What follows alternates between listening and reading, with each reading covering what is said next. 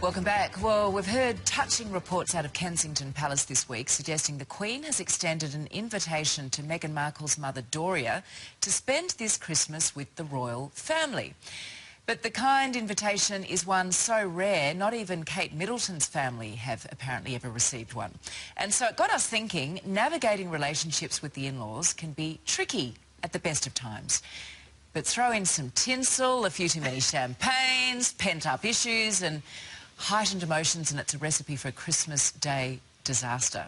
So for today's agenda, we are discussing how to survive Christmas with the in-laws. And joining me now is Nine Honey's Shelly Horton and relationship expert Nikki Goldstein. Good morning. Welcome to you both.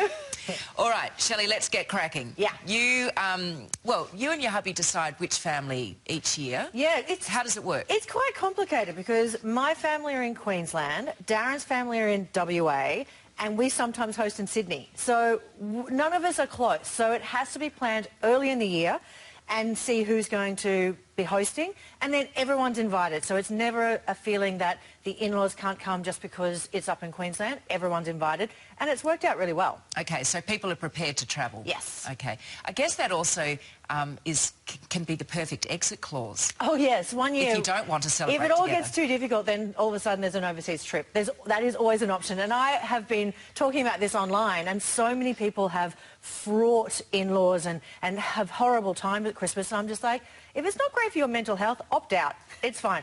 I'm fine, but if it's not great for you, opt out. Now, Nikki, that sounds all very good, but it's not often that simple. There is often a sense of obligation. And by the way, I should start by saying this, I'm not referring to my own situation. I just want to make that very clear. Very clear. I've got beautiful in-laws.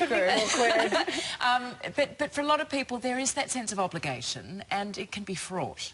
Well, I think it's always difficult when you're combining families, or even in your own family, if you're looking at your extended family, because at the end of the day, we don't all get along.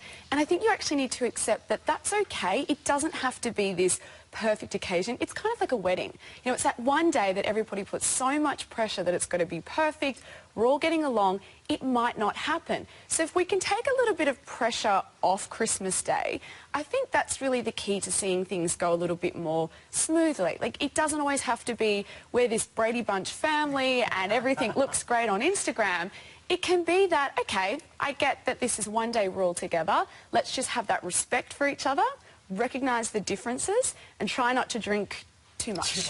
The reality is, though, Shelley, it does often end in tears. Yeah. And why do you think that is, given the input you've been getting from Nine Honey? Why do you think so often it goes pear-shaped? I think there's just so much emotion and so many expectations. So one of the people who wrote into me said that she made the bean salad and her mum made the bean salad, her husband criticised it thinking it was her, you know, as a bit of a joke. The mum got so offended she walked out. So I think everyone can be a little bit too sensitive. I think everyone does want perfection, and it's not about perfection. It's as messy as the wrappings on the floor, but I think you need to just take a breath and know that it's okay. The truth is, though, a bean salad never goes down well. Seriously, who wants a bean salad who wants on a bean Christmas? salad? No, no one. Seriously. Scrooge, that's it. That's where the problems That was the begin. fail, yes. Exactly. Nikki, I mean, you've said, you know, don't put the pressure on and go into it with less expectation. But isn't that wishful thinking, really? It is wishful thinking, but what other option do you have? You don't want to turn Christmas into such a negative event that no one actually wants to go and you're taking the opt-out of jumping overseas. You know, you need to actually find that happy medium, and you need to find a system within your family. Is it going to be a matter of we do this one year, we go on holidays the next year?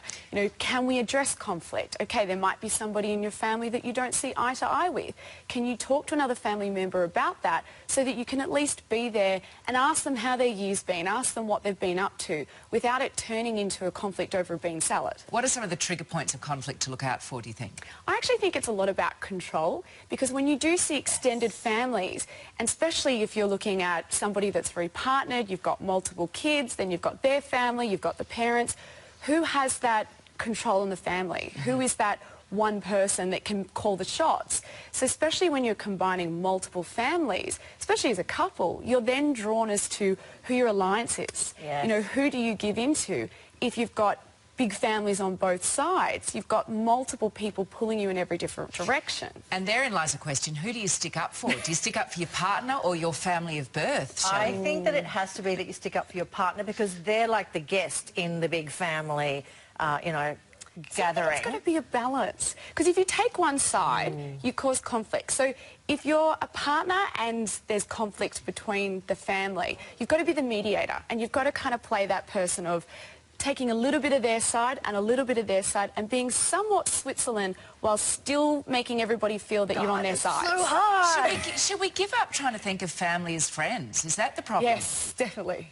No, I love my family. I think they are my friends. Am I Pollyanna here? I really like them, and I like my You're family. very resolute with that. You say don't try and friend your family. Well, I love my family, but I've also accepted the differences. You know, my brother and I just went on a holiday together and everybody thought that we would just kill each other. And I think the key was just knowing we're different people and we do love each other, but we'll accept where our differences are. And I think that's the key to getting along with family, is knowing that you're different. So when you're in those occasions, when you're all together and you're drinking and it kind of feels a bit chaotic, I think you just need to accept that, oh, there's my family. You just need to accept that you have differences. Yeah, we run away some years because we're all split out over the States for the last 14 years, so we get to do the holidays. Gosh, you look like your mum. Yeah, Beautiful like photo. that. Beautiful photo. We asked you at home to share your stories about the in-laws at Christmas, and here's what some of you had to say. Nate says, my in-laws gave me a list of what they want for Christmas and gave me nothing. When I spoke up, they told me they don't celebrate Christmas, therefore they don't gift people, but happily accepted my gifts. No. Katerina says, our Christmas card from my in-laws only included my kids and husband's name on it. They truly wanted to believe I didn't exist. Ouch. And Nikki says, we were invited to Christmas dinner, which started at 1 p.m, but when we arrived, we found our dinner wrapped in cling film, that's glad wrap, to be reheated, as the in-laws were hungry and decided to eat without us. No.